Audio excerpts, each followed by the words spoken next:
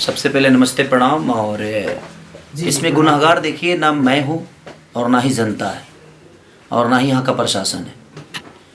गुनाहगार वो है जो परमिशन लिया और परमिशन रद्द होने के बाद भी हमें इन्फॉर्म नहीं किया गया। और मैं यहाँ पे करीब 7 साढ़े 7 बजे मैं बॉर्डर पे आ गया था।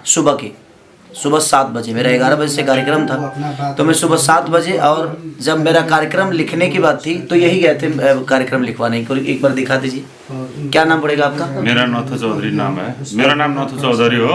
हाँ, वहाँ खेसाडी भाइ भैयासँग मैंने गएको थिएँ पैसा उहाँलाई पुर्याउनलाई। तो आज जो स्टेज यहाँ पर बना हुआ था, आपका प्रोग्राम भी था, तो आपका कौन कौन सा, क्या पूरा टीम, कितने आदमी का टीम था, क्या क्या इक्विपमेंट आपका आया हुआ था? 30 लोग थे हम, और हमारे इंस्ट्रूमेंट जो बजाने वाले लोग थे वो थे, और हमारी डांसर ग्रुप की लड़कियां थीं। और सबसे बड़ी बात कि ये लोग जब मेरा कार्यक्रम किए तो इन लोगों ने बताया ही नहीं कि टिकट शो है। टिकट शो का मुझे पता ही नहीं था। मैं जब यहाँ आया, जब ये सारे हंगामा हो गए, होने के बाद मुझे पता चला कि टिकट शो था। और उसमें जनता की क्या गलती है? नेपाल की जनता चाहे कहीं की जनता भोली भाली होती है, उसको ये पता नहीं होता है भाई, वो अपने बेटा को प्यार करने। अब मेरे बारे में क्या बोल रही है जनता, किसी के बारे में बोलेगी, क्योंकि उसको हकीकत पता ही नहीं है। तो टिकट शो के नाम पे इन लोगों ने मुझे बुक ही नहीं किया था। और जब इनका परमिशन फेल हुआ, सरकार ने कोविड की वजह से परमिशन इनका रद्द किया, इनको मना किया कि आप कार्यक्रम नहीं कर सकते हैं। आपसे कितना दिन पहले एग्रीमेंट हुआ था यहाँ पर आने का? मेरा तो 5-6 दिन पहले ही ये कार्यक्रम तय हुआ है, राइट ना? 5-6 दिन पहले, और ये लोग 5-6 दिन पहले ही मुझे तय किए। मैंने वीडियो भी बना के 2 दिन पहले वीडियो बनाया था, 16 तारीख को। तो 2 दिन पहले मैंने इनको वीडियो दिया था, तब तक इनको पता चल चुका था। तब तक इनको पता चल चुका था कि परमिशन रद्द है, प्रशासन हमें ये कार्यक्रम नहीं करने देगी। उसके बावजूद भी इन लोगों ने, मैं यहाँ तक आ गया, उसके बावजूद भी ये पूरे दिन टिकट काटते रहे और मुझे पता ही नहीं है कि टिकट कट रहे और टिकट पे ये कार्यक्रम है, और लोगों को सिर्फ गुमराह करते रहे। और उसमें नुकसान ये हुआ कि 4 स्कॉर्पियो लोगों ने जला दिया। इसमें मैं पब्लिक जनता को मैं बिल्कुल दोष नहीं बोलूँगा, क्योंकि इन लोगों ने गुमराह जनता को भी किया और मुझे भी किया। तो आपका कहना है कि जो भी हुआ आयोजक की तरफ से आयोजक अगर मुझे सुबह ही बता दिया होता कि भैया यहाँ परमिशन नहीं है, प्रशासन हम आपको नहीं दे सकते, तो इसमें प्रशासन का भी कोई रोल नहीं है भाई। प्रशासन, अब मैं यहाँ आया 8 बजे, 9 बजे मैं पहुँचा। 9 बजे पहुँचने के बाद 10 बजे मैं रेडी होकर बैठ गया। जैसे निकलना चाहा, पूरी प्रशासन पूरे होटल को घेर लिया गया कि आप कार्यक्रम करने जा ही नहीं सकते। तो मैं प्रशासन को तोड़ के तो नहीं जाऊँगा, क्योंकि मैं आउट ऑफ इंडिया हूँ। ये इंडिया तो है नहीं, ये बिहार तो है नहीं, यूपी तो है नहीं। अब प्रशासन बोल रहा है कि आप जा ही नहीं पाओगे, आपको नहीं जाने देंगे हम, क्योंकि वहाँ पे कोई व्यवस्था नहीं है। अगर आपको कुछ हो जाएगा तो भाई उसका जिम्मेदार हम पे आ जाएगा। जो प्रशासन, नेपाल की प्रशासन निकम्मा है, और नेपाल की प्रशासन ने खेसारी लाल यादव को सुरक्षा नहीं दिया, तो हम अपने पे रिस्क नहीं लेंगे, इसलिए आप यहाँ से नहीं जा सकते। और मैं अभी वही कपड़ा पहन के बैठा हूँ सुबह से, अभी खाना तक मैंने नहीं खाया कि कितने लोगों को प्रॉब्लम हुई होगी। मेरे जितने भी बंदे वहाँ थे, कोई ऐसा आदमी नहीं था जिसको चोट नहीं लगी है, सबको चोट लगी है, क्योंकि पब्लिक को कहीं ना कहीं खेसारी लाल यादव चाहिए था, और मैं उसी के लिए आया भी था। इसमें मेरी कोई गलती, आयोजक ने एक शब्द अभी तक, जो मेन आयोजक हैं, अभी तक मिलने नहीं आया मेरे से। क्या नाम है भैया उनका? क्या नाम है उनका? उसका शरवण जी अभी तक मिलने तक नहीं आए। तो पूरा नाम क्या है उनका? किसका? शरवण जी का? शरवण चौधरी है उसका नाम। शरवण चौधरी। तो शरवण चौधरी अभी तक मेरे से मिलने तक नहीं आए। हम लोग सारे लोग अभी तक खाना तक नहीं खाए। सुबह सब लोगों ने नाश्ता करके और कार्यक्रम के लिए जा रहे थे हम लोग। और जनता, अब जनता की नज़र में ये चीज़ें लग रही है कि मैं आया नहीं। अभी आप देख ही रहे हैं ना कि यहाँ पे हैं, ये भी हैं हमारे प्रशासन, यहाँ के प्रशासन भी, हमारे एसपी साहब के, जो हमारे प्रशासन के लोग हैं वो भी हैं। ऐसा नहीं है कि मैं गलत हूँ, मैं किसी का काम लेता हूँ तो मैं अपने जीवन में मैं 24 घंटा वर्क करने वाला इंसान हूँ, लेकिन कहीं ना कहीं ये कार्यकर्ता लोगों ने जनता को भी बेवकूफ़ बनाया और मुझे भी बेवकूफ़ बनाया। आज कम से कम 1.5 करोड़ का नुकसान हुआ सिर्फ खेसारी लाल यादव के। 4 स्कॉर्पियो को जला दिया गया। इसमें दोष जनता को मैं कैसे दे सकता हूँ? इसमें दोष तो इनका है। हमारे सारे इंस्ट्रूमेंट तोड़ दिए गए, हमारे लड़कियों को चोट पहुंची, तो इसमें दोष ना उन जनता का है और ना ही हमारा है देखा जाए, और ना ही यहाँ के प्रशासन का है, ना ही सरकार का है। जब सरकार आपको पहले कोविड की वजह से मना कर दिया तो ये कार्यक्रम आपको पहले ही रद्द कर देना चाहिए। जब 2 दिन पहले ही आपकी परमिशन रद्द की गई तो आपको पहले जनता को बता देना चाहिए कि कार्यक्रम, या मुझे ही बोलते कि भाई एक बार लाइव आकर बोल दीजिए ये कार्यक्रम कैंसिल हो गया। जैसे आप अभी कोविड तो नेपाल और इंडिया दोनों तरफ ही एक ओमिक्रॉन का जो एक संक्रमण है एकदम तीव्र रूप में आगे बढ़ रहा है। तो जैसे आप लोग का एग्रीमेंट हुआ उस समय आपने नहीं पूछा था कि मतलब इस ढंग का? देखिए मैं बोला भी था, इन लोगों से बोला भी था कि क्या कोविड का कोई प्रॉब्लम तो नहीं है ना? तो नहीं सर, वहाँ परमिशन हमें मिल गया है। तो जब सरकार परमिशन इनको कार्यक्रम के लिए दे दिया तो मैं भी निश्चिंत हो गया कि हो सकता है कि वहाँ इतनी महामारी नहीं होगी। तो मैं क्लियर हो गया कि जब सरकार का लेटर, मेरे पास प्रशासन का लेटर ऑलरेडी आ गया कि हाँ परमिशन है, कार्यक्रम होगा। इन लोगों ने मुझे यही बोला था कि मेला का कार्यक्रम है, ये नहीं बोला था कि टिकट काट रहे हैं।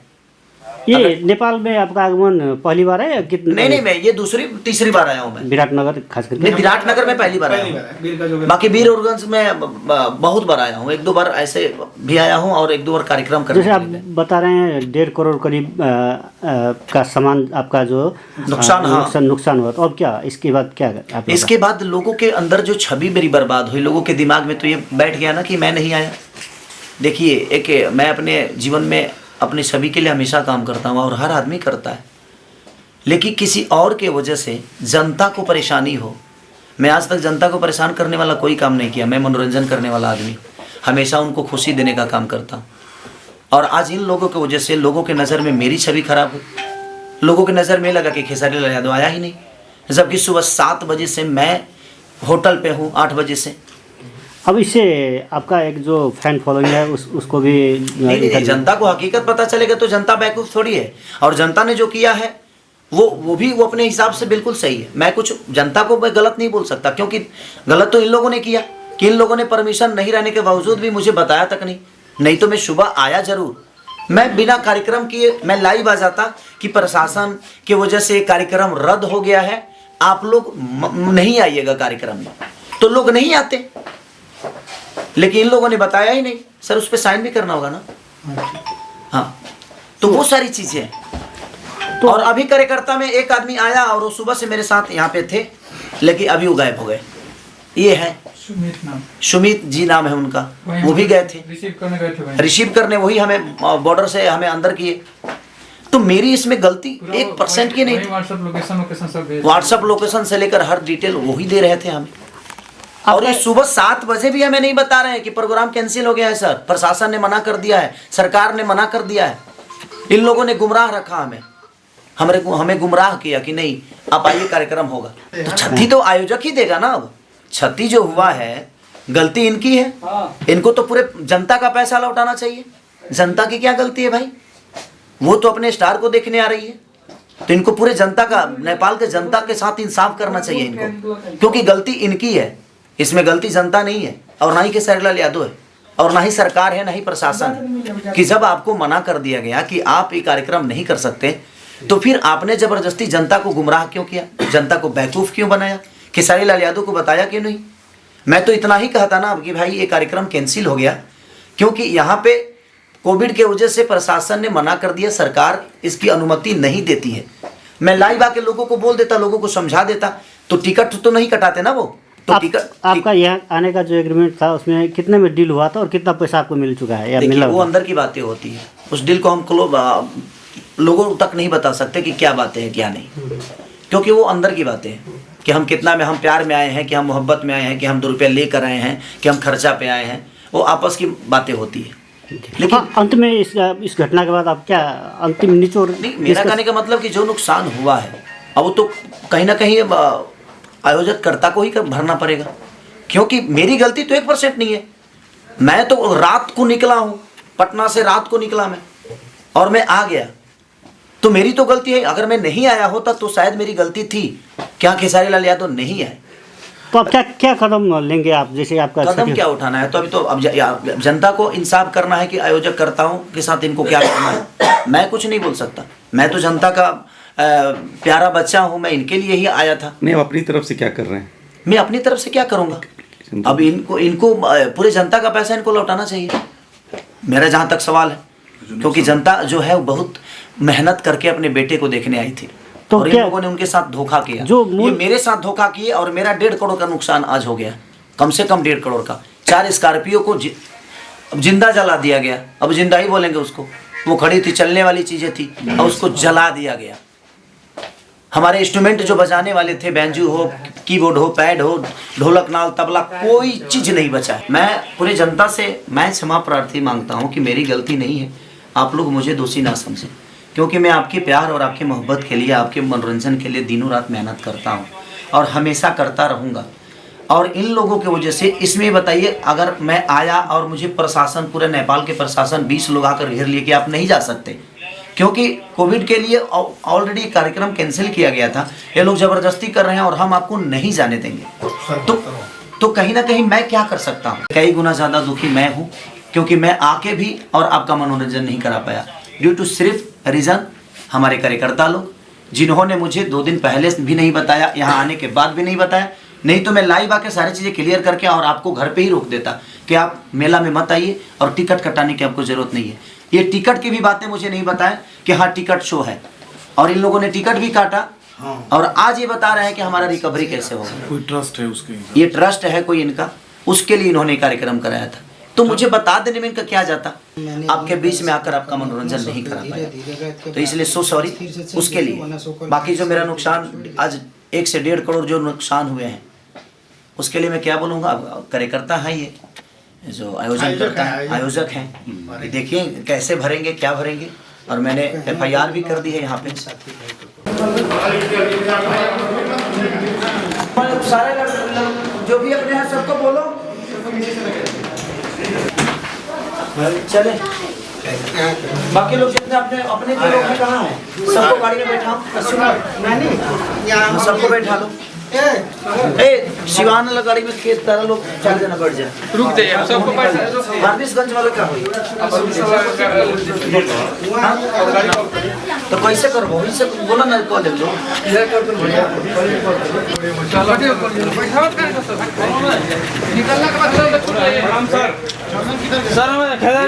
नमस्कार सर, कौन कौन गाड़ी है?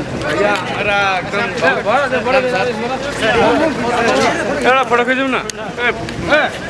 रुकिए पहले सर्कल कर लेंगे। I want to take one photo from here. I understand, sir, please. Okay.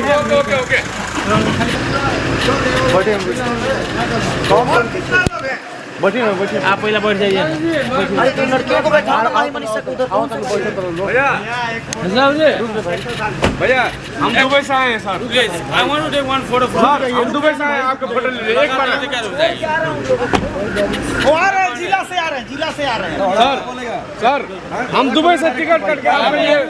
भाई मैं जिला से छोड़ के आ रहा हूँ यार, क्यों भाई मेरा भाई भाई मैं आ रहा हूँ जिला से। ड्राइवर भरत जिला से जी सर, जी वाह, आई लव यू भैया सोचो मला फोटो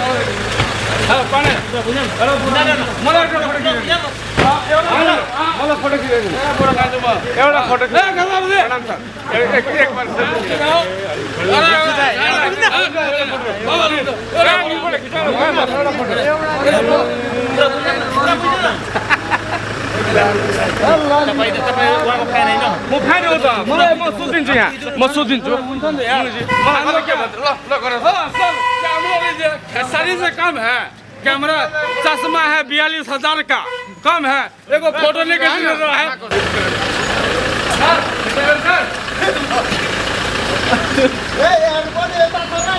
मैथिली ऑनलाइन अपन भाषा संस्कृति के संरक्षण, संवर्धन आ प्रवर्धन के उद्देश्य से संचालित